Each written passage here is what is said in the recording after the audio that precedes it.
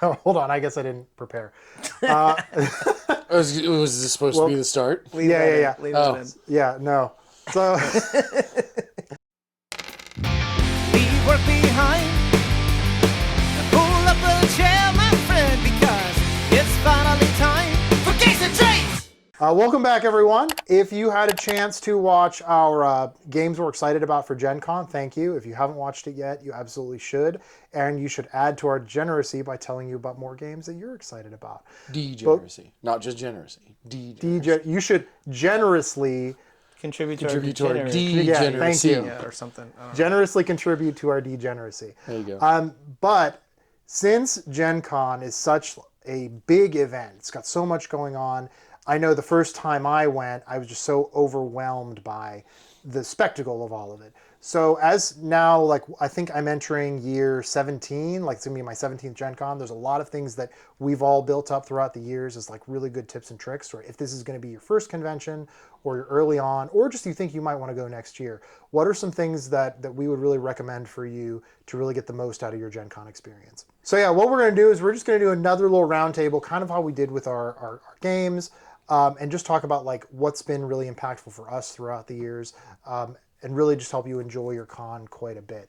As usual, we're just a few guys who've done this a bunch of times, so if there's something that works or doesn't work for you, take it kind of as you will. So I made Nick start last time, so I'll go first this time. So the first thing I want to talk about is I want to talk about the three most important numbers of Gen Con. 3, 2, 1. And maybe you've heard this before, or maybe you haven't, but I think it's father, son. yes, This is exactly. your backup strategy. Backup Yes, mnemonic. exactly. Yeah. So like I mentioned in our intro, Gen Con is a huge spectacle. There's so much going on, especially if it's your first couple, you're going to feel like every minute of it, you need to be like, go, go, go, go, go. Because I know even still for me, it's still how I feel. 3, 2, 1 refers to 3 ways of taking care of yourself during the convention that I think are pretty important. You should strive to get 3 hours of sleep. Maybe if you're in your 20s, when you're in your 40s or late 30s like we are, I would say shoot for 5 to 6 hours of sleep. So maybe think of it as the 6-2-1 rule. Make sure you eat 2 real meals. And this is not like a bag of chips in the morning or whatever. Try to make time for 2 real meals during the day where you're actually eating food. Like even if it's just grabbing a burger or something from one of the food trucks, which I definitely recommend checking out the food trucks. Make sure that you're taking care of yourself and you're not just eating a bunch of empty carbs, because I think it's really important to make sure that you're fueling yourselves. Otherwise, by Saturday, you're really going to be hating life, and you're not even. I'm probably even earlier than that. And you're really not going to be enjoying the whole of your convention because you're just going to feel run down and you're just going to feel like you are not getting the most out of what you could be doing. And the one rule is 1 shower.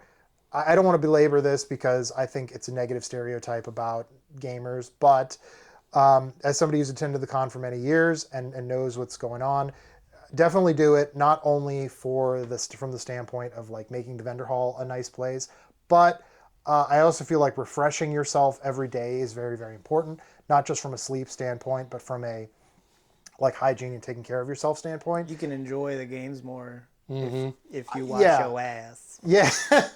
And everybody else will enjoy the game more Yeah, if you wash yourself. And this isn't like the guy who took pictures of people's butt cracks at a Magic event or anything. It's not intended to be like that. It's really just for you going into the day and really enjoying yourself and interacting with everybody else and feeling good about the whole thing, which is I think one of the best things about Gen Con. Doing that, like making sure you're making the time to do that and take care of yourself every day, really, really important. Really helps me enjoy myself, and it helps really I think everyone else enjoy themselves a lot more at the convention. So Nick, I'll throw it over to you. Excellent.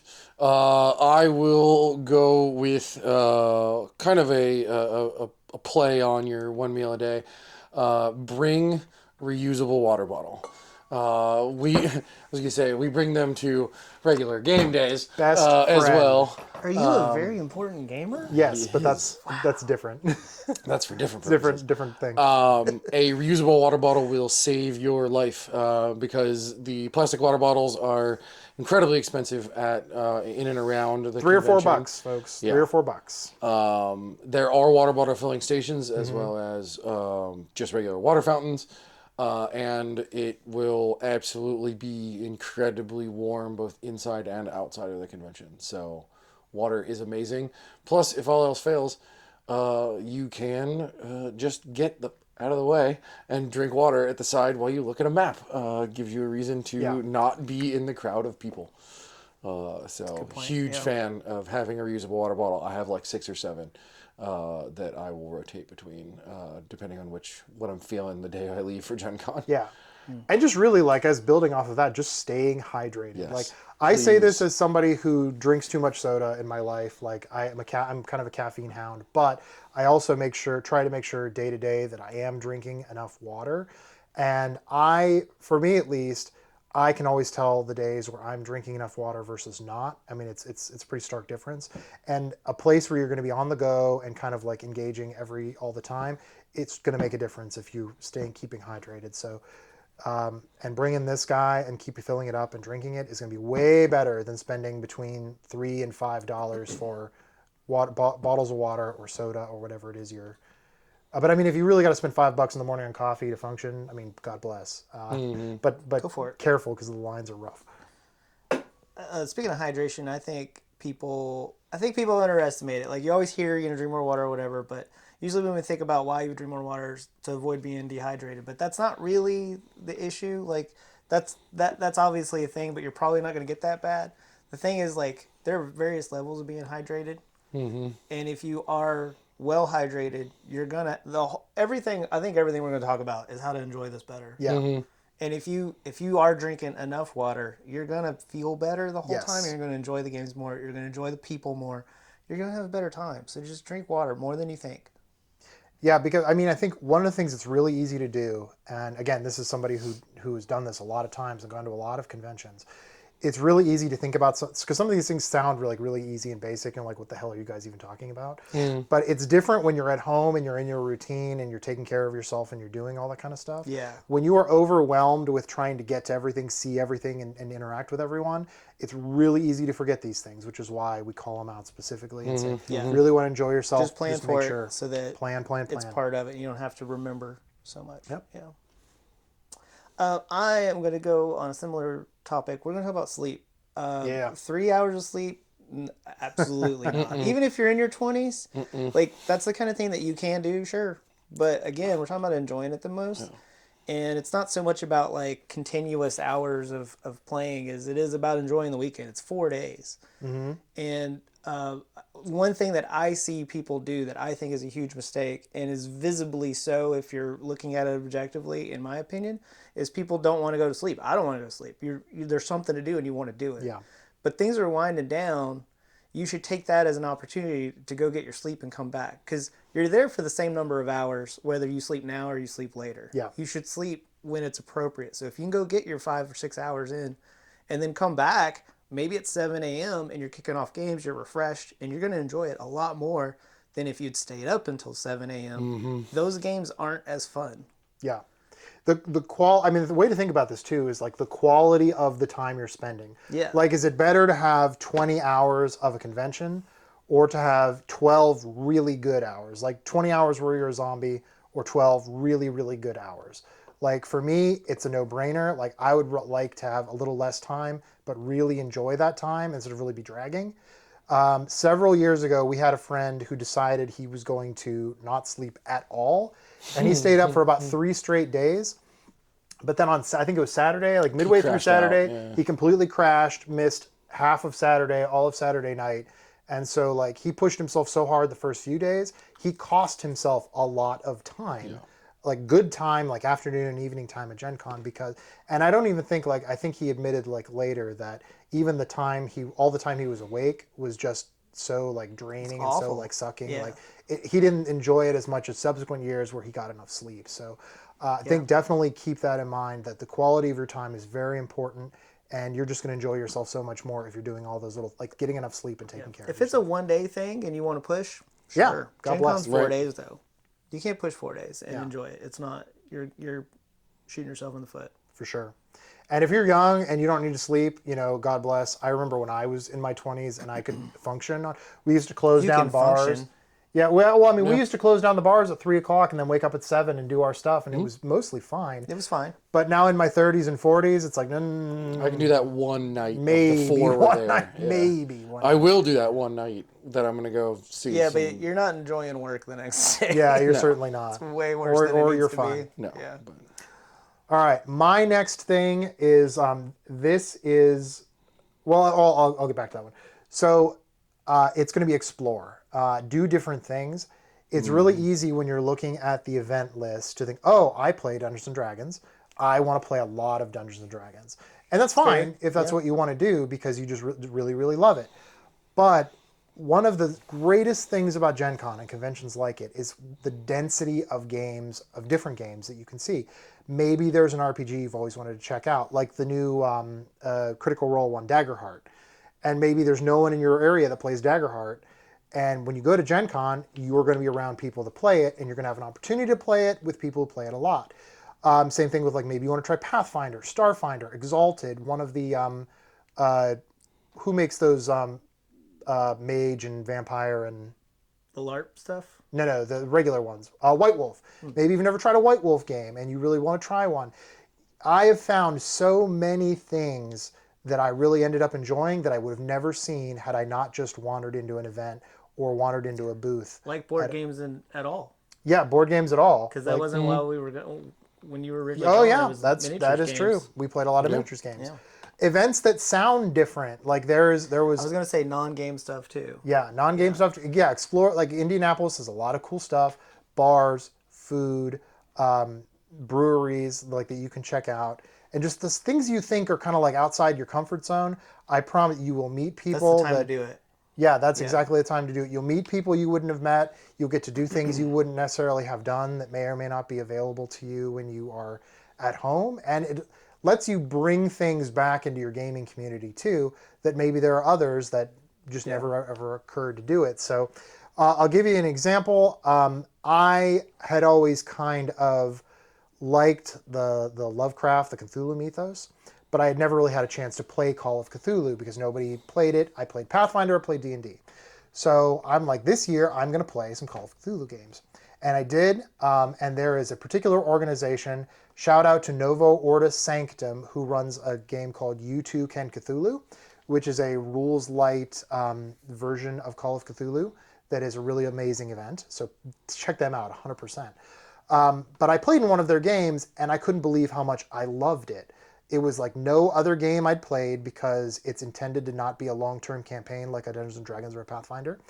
But like the going crazy mechanics and the really like emphasis on role-playing your insanity was so cool that I've gone back and I've done something with them every single year and expanded what I thought was cool about role-playing. So definitely like check that out, expand your horizons, do different things. It's just this is a great time to do it. Back to Nick. Building on my first point, snacks. Bring high protein snacks. Don't bring candy bars. Don't bring the basically just carb granola bars. Or if you do, make sure that you pace yourself with them.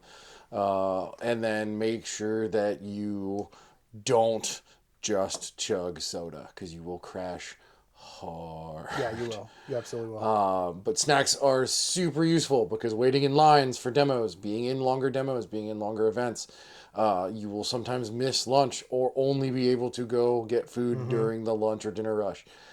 Places will have lines. It will take hours to get through some of the lines. Bring snacks. It is a lifesaver. There's a reason why my backpack gets lighter as I go along until I buy games. And then it gets heavier again because I replace all the snacks I brought with me with board games or miniatures or paints or whatever I'm buying. But snacks are super important. Huge fan. Yeah.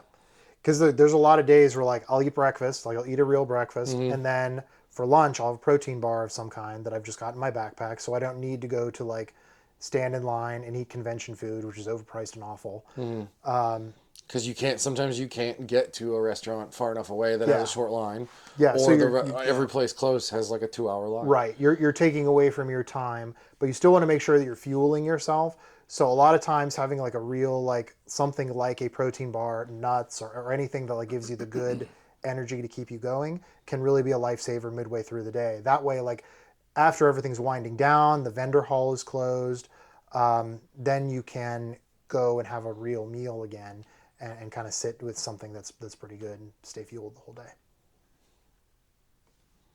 Back to Chad. I'm going to say plan on finding time to decompress. Yes. And I guess Take you breaks. could call it managing the stimulation because there's a lot going on. Just being in the games hall can give me a headache. Just being in there can give me a headache. The lights and the noise, it's loud, it's bright. There's just so much going on. So if you don't plan for that, you can really derail your plan for you may have all these cool events scheduled and then you end up just going, I don't think I want to go to that one now because you don't feel good. And it could be because you didn't bring enough ibuprofen or you didn't drink enough water or you didn't sleep good. But also, like I usually bring a pair of sunglasses and sometimes I just wear sunglasses in the games hall because I'm just trying to decompress a little bit. Maybe bring some earplugs for... Do you wear them at night too? Well, yeah, because my future's so bright, I have to wear shades. There it is. Earplugs, Earplugs, you were saying, sorry. Yeah, you might want to also bring earplugs or maybe just like some earphones or something to listen to music and where you can kind of disconnect from the chaos. And maybe you got 15 minutes before your next event. Go find a corner to sit in and listen to some music, drink some water, put your sunglasses on and just calm down a little bit and get ready and get back. Yeah. Get focused. Yeah, and as somebody who is, like for me, somebody who is ADHD, so someone is neurodivergent, you look at your own kind of limits and how you interact with things. It's not going to be the same as everyone, right? And your decompression activities are going to be different. So you really just kind of need to allow yourself to act a little differently than maybe some of your friends or conmates are going, and you just kind of you accept what your limitations are and what you need to do. And I kind of put that on my list too, although I put it as like, don't overschedule yourself. But I think that's a big reason why you don't overschedule yourself is that you need some time to decompress. And again, make sure your time is quality time as opposed to just time. Yeah, it's two sides of the same coin. Yeah. And back to being different from your friends, I will say though, that there's no better place for that than gaming communities. Oh yeah.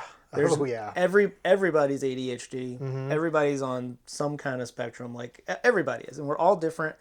And well, Nick's not. He's classically good looking. And he's classically good looking, but I have a host of other mental issues. But have you seen that mustache? Yeah, that's not true. Normal. And you won't see it. You won't see it. Does he even have a mustache? Maybe he's lying. Do I even have a face? But don't be afraid to be different. Don't be afraid to be yourself. I've never seen a more easy to fit in place than gamers. Because we're all different. We all know it. Nobody's really judging you. And if you have a gaming community that does judge you, you're in the wrong place. Right. Leave them. Facts. Yeah. No games is better than bad games. And then, so I'm gonna use my next point to expound on the don't overschedule, because I think in addition to not overscheduling yourselves in terms of making sure that you have time for yourself to decompress and recover from everything, there's also you want to make sure you have time for things that aren't events. It's really tempting to look at your event schedule as I'm going to do this thing, give myself 15 minutes to get to the next thing, do the next thing, 15 minutes, et cetera, et cetera. And that can make it really hard to do all the self-care activities that we've already talked about, but it also makes it really hard to explore. I almost always set aside either a whole day or half a day just to wander in the vendor hall. And part of that is me having an agenda. So all the games I'm excited about, I either want to go get demos or try and pick them up. But another thing is there's going to be a lot of games I've never even heard of, just because there's so many of them. My very first, not my very first, but one of my first years at Gencon, I got really excited for this game called Covert. And so I went to the booth to check out Covert. And then there was another game there that I thought looked pretty neat, and I ended up buying that one instead. And that game was called Clank. Now, had I not left myself the time to explore and really look at the vendor hall, I would have never discovered Clank, which is one of its successors became some of my favorite games. So, and Sea Salt and Paper a couple of years ago, like didn't hear about that, just happened to be wandering, found it, and that's become like a great in-between game that I bring to pretty much everything and that we always end up playing. So, but if you overschedule yourself, you're not going to give yourself like things like time with your friends if you're there with a group, time to explore and see a bunch of different things, and time to just perform any of the self-care. So space yourself out, pick things that really matter to you and make sure you're giving yourself your time to roll around. Probably time to absorb what you've done too. Yeah. Because sometimes you go so fast, and then at the end of the, like you'll forget something that you loved. Like, what was that one game? Like, oh, I can't remember. And nobody knows what you're talking about, and you can't find it. And, that kind of stuff. So that gives you a minute to just kind of absorb it all in too. Yeah. Oh, and so another thing that just occurred to me, like as we were talking about that, is like a lot of years I'll make sure I bring a notebook with me as well, and that's like so you get to write down like things you demoed, what you liked about it. That way, like when the convention is over and you're trying to remember some of the things like that you really liked and want to go back to, it's easier to do that if you've got something to to write everything down. And if you make sure you're giving yourself time, you're going to give yourself time to write things down so you can go back and kind of reflect on what it looks like later. Yeah, that's better. Just on a completely unrelated note, that's better than on your phone. You can certainly do that on your phone, but anything that you want to remember, you really want to kind of I don't want to say absorb again because that doesn't feel like the right word, but writing it down, there's something about it where, I don't know, you learn it better, you remember it better, you have better feelings associated with it. Yeah, I think that's a generational thing though. Like for us, writing down is going to have that impact, but I think for younger folks, I don't think so. I think it may be one that they have it, like if you're someone who's never done it, then you're not going to have that experience to relate to. Right. But I think that's ageless. Just because it's the tactileness of it. The fact that you're doing something, your brain is more active when your hands are active. Yeah, I 100% agree with that. But whatever works for you, that's Phone's completely valid. I'm just saying, if you want, like, notebooks are a great idea. Yep. All right, Nick, you got one more thing? I do. And this one is kind of related to taking breaks, is spend time with your friends, especially if going with a group. I'm unique among all of us that go from where we are up to Indy because I have friends that live in Indy and in the surrounding areas that come in for Gen Con. So I love to hang out with my friends from here in my home city, but I love seeing my old college friends. I love seeing friends new and old that come into Indy. I love seeing people that I've known for example, the one guy that the Oxford crew introduced me to that was a game designer who designed Vagrant Song. Like meeting him and hanging out with him and asking questions is awesome. And that is a huge part of like the recharge for me too, is like, oh my God, I'm in a room with 80,000 of my closest friends who I don't know from Adam. Let me go hang out with my actual 10 friends who I know, get a couple of beers, go find a nice restaurant, sit down, and just talk about what has happened over the course of the day. Cool crap that we did together, cool crap we did separately. Listen to Rick tell us how insane he went at U2 Can Cthulhu. All the other good stuff. But yes, Gen Con is a social event. Don't I thought you were going to forget. say how insane he went in the vendor hall. Both of those are valid. Both of them are valid. Yes. And I would expand on that too, and that like also open yourself up to the possibility, or open yourself up to people. Yeah. We have met so many cool people at Gen Con over the years. People come from absolutely everywhere. Several years ago, we met a guy who came from Jerusalem. Yeah. Who he like just sat and was playing a game with one of us. He ended up coming to dinner with us a couple of nights, and just talking to him about like his experiences, like living in a different part of the world, and then coming here and gaming and what was different and like what he was taking back with him. It was just all a cool, neat thing that's the kind of thing that happens at a convention. And even like I've met people who live close to us who are like from the greater Cincinnati, Dayton, Columbus areas. That we keep in touch or joined the game group in some capacity. So if you're definitely like keep yourself open to that possibility that there really are new friends everywhere who are going to be people that you can add to your circle. All right, Chad, one more? My last one is drink less alcohol than you think. Regardless of how much alcohol you drink, whether it's 0 or a lot, drink less. Yeah, Pace That's yourself. it. I mean, yeah. I wouldn't necessarily say drink less. Just pace yourself. I'd say drink less. Like because regardless the of, hangover sucks because when you're there's gonna 70,000 you're people gonna in the think venue that you hall. want to drink more than you Yeah. should, and again, it's about that diminishing returns on enjoyment. Yeah.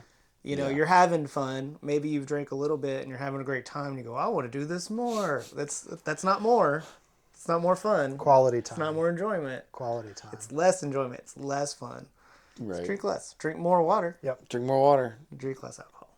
Well, drink not enough that I get the text at 2 a.m. in the morning. Mark is ralphing in the room. It smells terrible. Where are you? I need Side to note: leave. if you throw up, you're not okay. Right. No. That's not okay. Don't do You it. can't. Oh, I'm fine. Well, no, you're not fine. He didn't realize how much he had to drink because we were playing True sneaks up Dungeon on for you. You like gotta- 4 you hours, gotta pay and he was attention to it. watching baseball and just drinking the whole time. Yeah.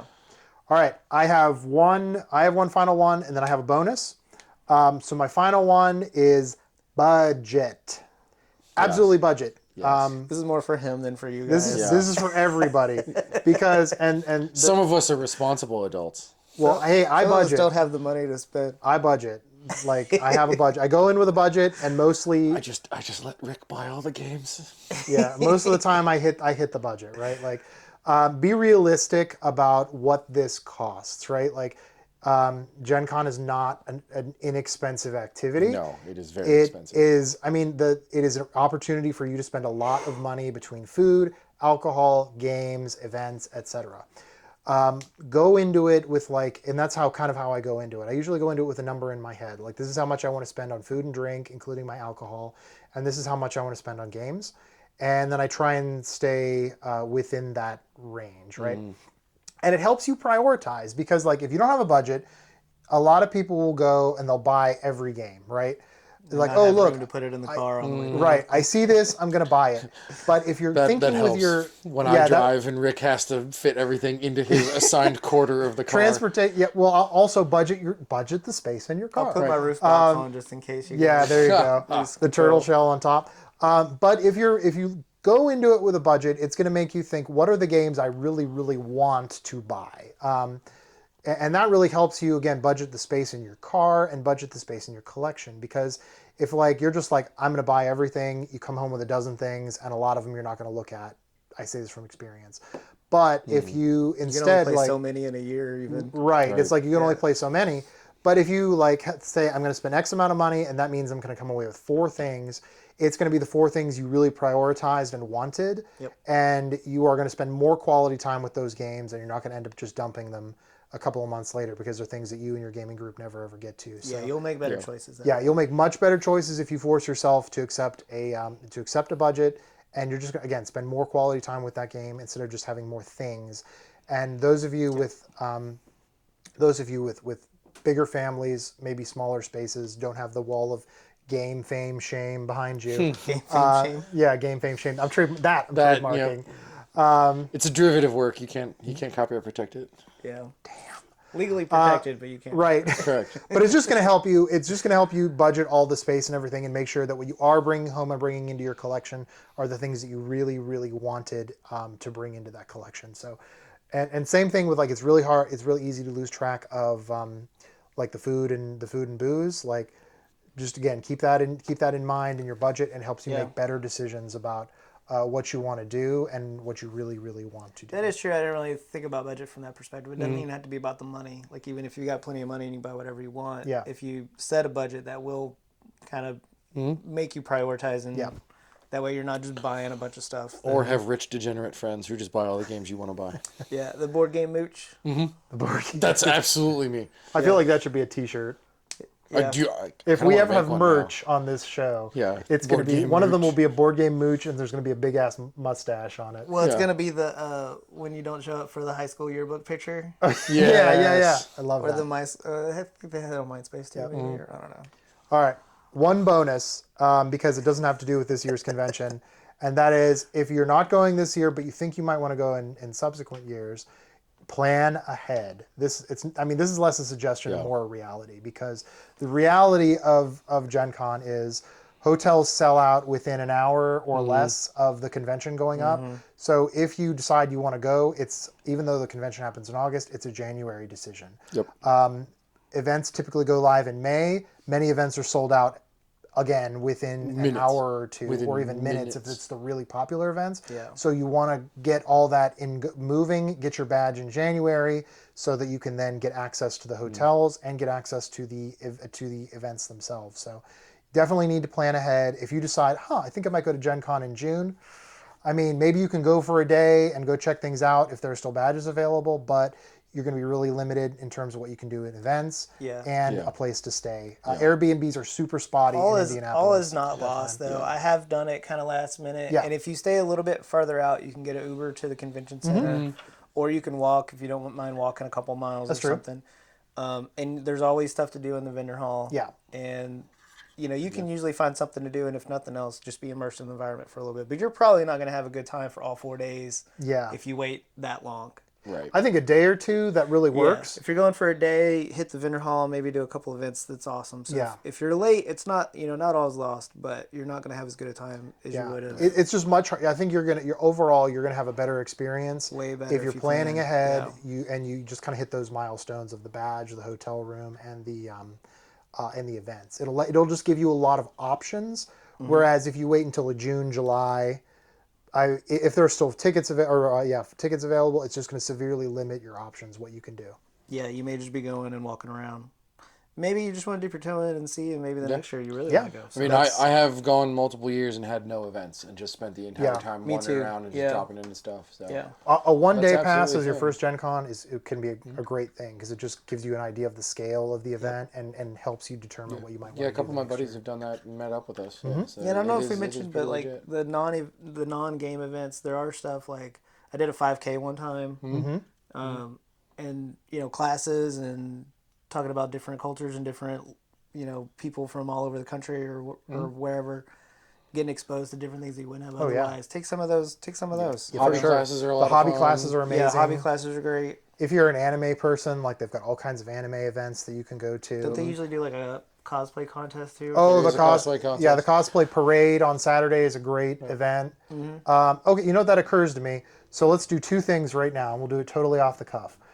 Let's each go through, like, what's your favorite event at Gen Con that you have or will be doing, and what's your favorite spot in Indianapolis to go to during Gen Con? So I'll go first and give you guys a chance. Okay. So as far as my favorite, I'll do my event first, and it's a bougie one, but I love True Dungeon. And this is not for everybody because it is expensive. Very. We've been doing it for many years, and we have True Dungeon. The way I've described it to people who've never done it before is it's D&D Double Dare, and now I'm even realizing that that's a dated reference because it's kind of like an escape room. but it's escape room, is probably better. It's a 12 huge, miniature escape rooms. It's a huge immersive event that is in the Indianapolis Stadium, Lucas Oil Field now, and you use gear tokens to represent like a Dungeons and Dragons style character, and you use those tokens to fight monsters. You also have some rooms that have puzzles that are usually pretty good and pretty immersive, and have a lot of different types of theming. Again, it is an expensive event. It is not for everybody. It sells out almost every year, so it is very popular. It's absolutely worth doing once. Would highly recommend it. Yeah, that's a good one. Yeah, find a group to go with. Bigger groups tend to be better, just like an escape room. Bigger groups are greater. Yeah.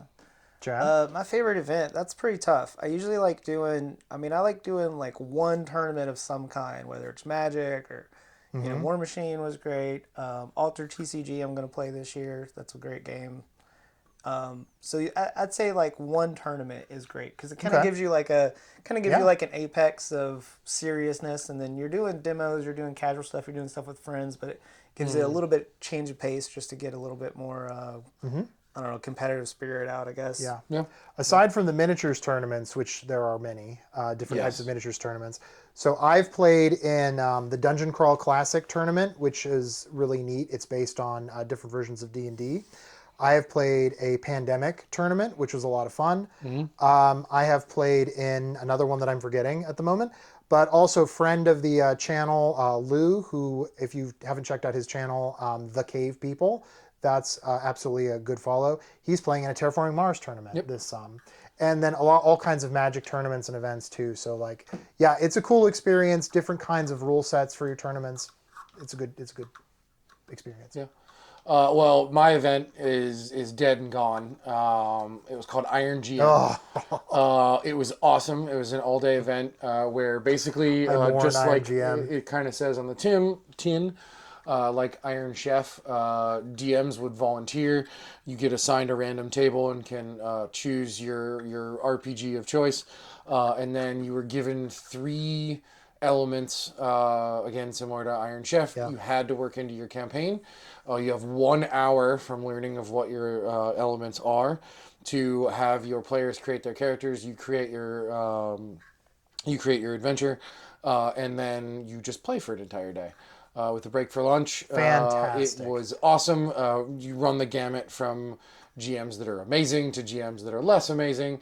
But it's just such a creative thing. It is now gone, so I can't recommend it going forward. So instead, I'll pivot and say RPG events in general. I've played demos of Warhammer 40k's Wrath and Glory, Call of Cthulhu, the Monty Cook series of games, White Wolf series of World of Darkness. There are demos and beginner friendly events for all RPGs. So if you have any interest in any world that you've heard of through an RPG, go sit down for a demo. Takes a couple hours to play. Typically, you can play if you really hate yourself. You can play first edition Dungeons and Dragons. No, I've played it. Yeah. If you hate yourself. Hey, it's reverse math. It's Thaco.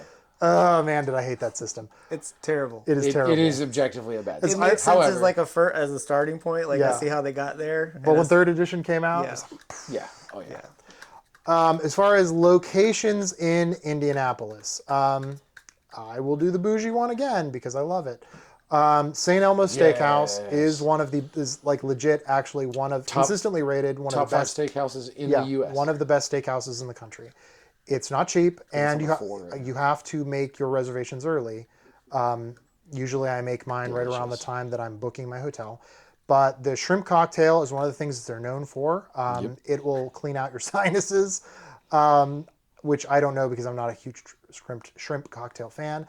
But the drinks are fantastic, the steaks are amazing, and the desserts are also really good. It is an expensive night, but as far as like a once a year kind of treat for yourself and your friend group, would highly recommend checking it out. Additionally, the Connected restaurant, which is now, oh no, what's it called? Connected restaurant. The one that's connected to St. Elmo's. It's like, is it Izzy and Irma's? Harry and Izzy's? Harry and Izzy's. They share a kitchen. The food isn't as high end at Harry and Izzy's, but if you're not kind of like burger joint type of place. Yeah, well, they also have like higher end food, but it's not like the St. Elmo's high end. So if you're not like wanting to spend a ton of money, but you still want like a nice dining experience, Harry and Izzy's is also a great place to go. Yep. Good time. I'll say the food truck area, not necessarily for food trucks specifically, but you get out a little bit, you're kind of mingling with people, and it's the same people that were inside, but it's a different vibe, and people aren't playing games. It's everybody kind of decompressing, so it's a lot less tense, I guess. I don't know. Yeah. Like everybody's kind of relaxing and chilling and hanging out. The food trucks are different every time that I've been, it seems like. And there's always something interesting to look at or something to see. And then there's, the food trucks are good too. Like one year there was like really good cupcakes. And one year there was like super good tacos and I've never had a bad meal at the food trucks. I've never had Yeah, a bad meal at any food always truck. good. Yeah, so it's a nice little outdoor. You get outside, you get out of some of the noise. Everything's a lot more like toned down and cool, and Getting out of the constant like recycled air is Yes. a good idea. For sure. Is definitely a good idea. All right, Nick, yours is the one that I'm the most excited about because Indy way better than he's we not do. going to tell you. Oh, no, I'm not going to tell anybody because I would like my line to not exist. Thank you. I will. Well, tell us about one that people might know about. I will No double secrets. down a little bit. I'm going to cheat a little bit and say the Riverwalk. The Riverwalk itself is below the street level of Indianapolis for the most part. It's very peaceful. Very few people Gencon related go down there at all. That's where we did the 5K. Yeah. I did it. Yeah, Mike and Kira did that a couple years ago too. It's very nice. It's very relaxing to just get down there. There are a bunch of seating areas. There are a couple of nature areas on the Riverwalk itself.